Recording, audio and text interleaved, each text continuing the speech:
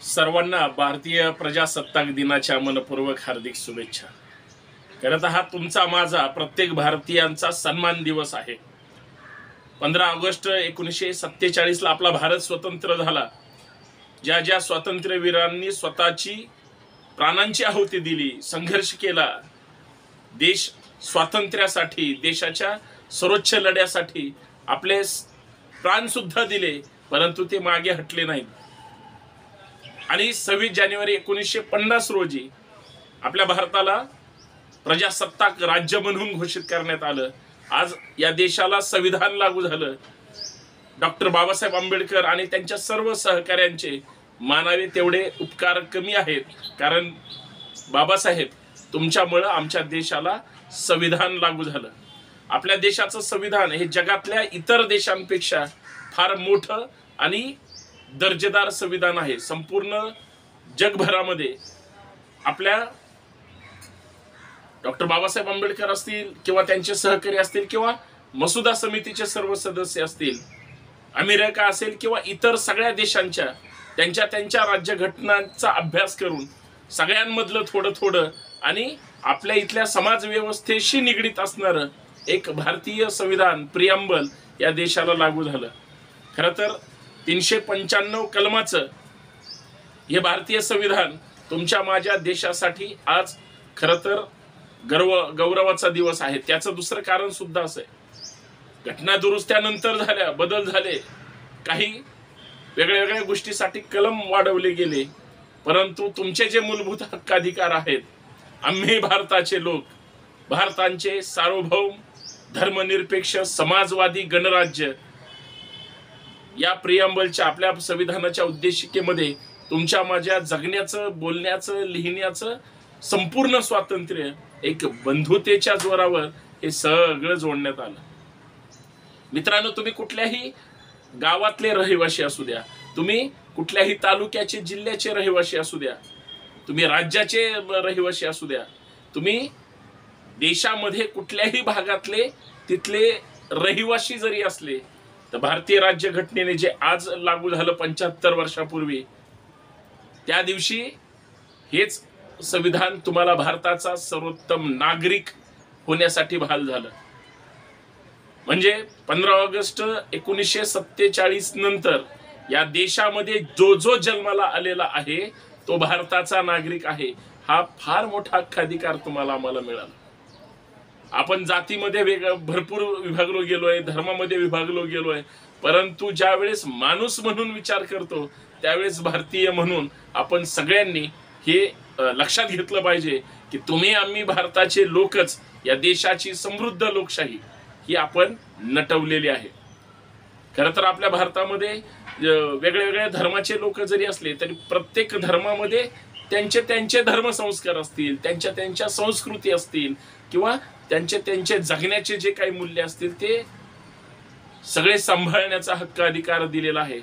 तुम्हाला तुमच्या ज्या काही जगण्यासाठीच्या गरजा आणि गोष्टी आहेत त्याचं पूर्ण स्वातंत्र्य भारतीय राज्यघटनेने दिलं।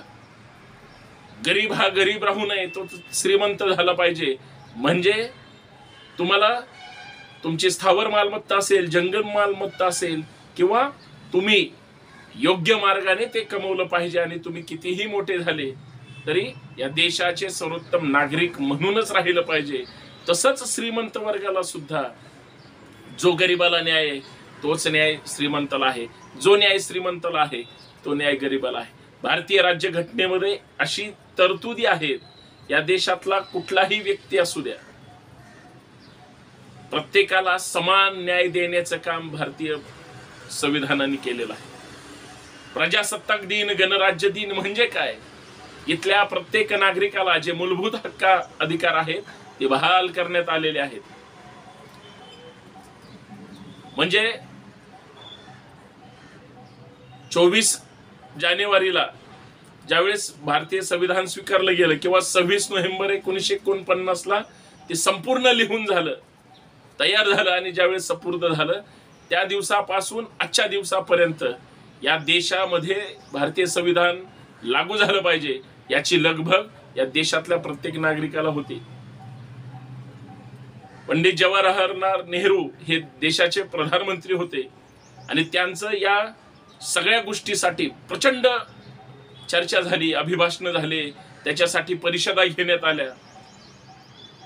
22 परिशिष्ट आणि 12 उपलेख अर्थात विभाग आणि 395 कलम यांनी नटलेलं हे भारतीय संविधान तुमच्या माझ्या देशाच्या हितासाठी आहे.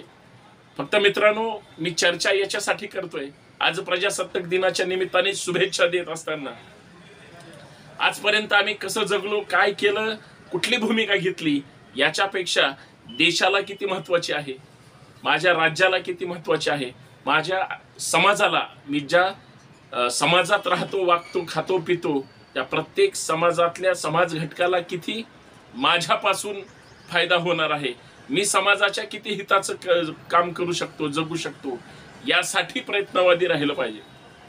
कोणाचाही द्वेष, मत्सर, राग किंवा तिरस्काराची भावना न ठेवता सर्वांना समान वागणूक देऊन आपण जर जगण्याचा प्रयत्न केला तर ही भारतीय लोकशाही तुमच्यासाठी बनलेली आहे, हे वेगळं सांगायची गरज नाही.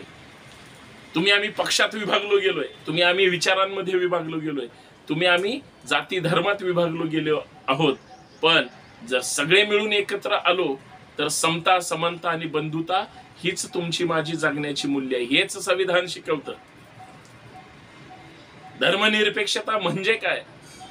मी एका धर्माचा आहे आणि तुम्ही एका धर्माचे. तुम्ही तुमचं आचरण करायचं, मी माझं आचरण करायचं, मी तुमचा सन्मान करायचा, तुम्ही माझा सन्मान करायचा. याचा अर्थ कुणास विषयी वाईट ममत्व किंवा द्वेष, मत्सर ठेवला गेला नाही पाहिजे. राजकीय पुढारी, राजकीय व्यवस्था स्वतःच्या सोयीच्या अर्थकारणासाठी, राजकारणासाठी, समाजकारणासाठी वेळोवेळी सामाजिक विद्वेषाचं विष कालवण्याचा प्रयत्न करतात. काही विघ्न संतोषी माणसं त्याला खतपाणी घालतात किंवा वाचाळवीर माणसं आग लावण्याचं काम करतात.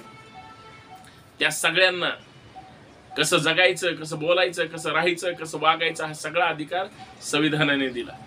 हे कधी सगळं होतं? जन्माला आल्यानंतर तुम्हाला 18 वर्ष पूर्ण झाले की तुम्हाला या देशाचा मतदार म्हणून त्या ठिकाणी हक्काधिकार मिळतो संविधानाने.